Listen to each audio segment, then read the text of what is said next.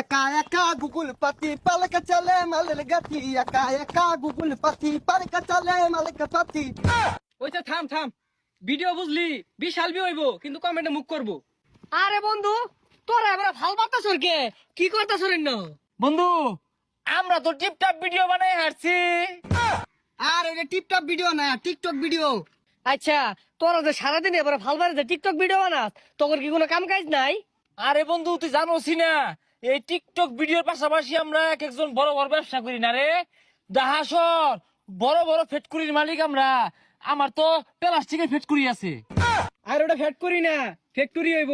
আর আমি বুঝলি মানি এক্সচেঞ্জের ব্যবসাটা করতেছি। আমার ব্যবসাটা এগর দুজনের থেকে আর বেড়া বড়। যা কপি চা সাপ্লাই সব আমার হাত দিও, আমি এই বিজনেসটা করি। যাক ভালো হয়েছে, তোরা তো তাহলে বিরাট বড় ব্যবসায়ী। তোরা টিকটক করতে না কি করবি? যাই আমিও যাই ঢাকা, তুই চাকরি বাকরি পাই নাহি। বন্ধু শুনাইছে কারো? হ্যালো, চৌরাস্তায় মানি এক্সচেঞ্জের হিরিক লাগছে। ও হানি আইতাছি বন্ধু, থাক যাই আমি। এই আমার ফোন আইছে রে।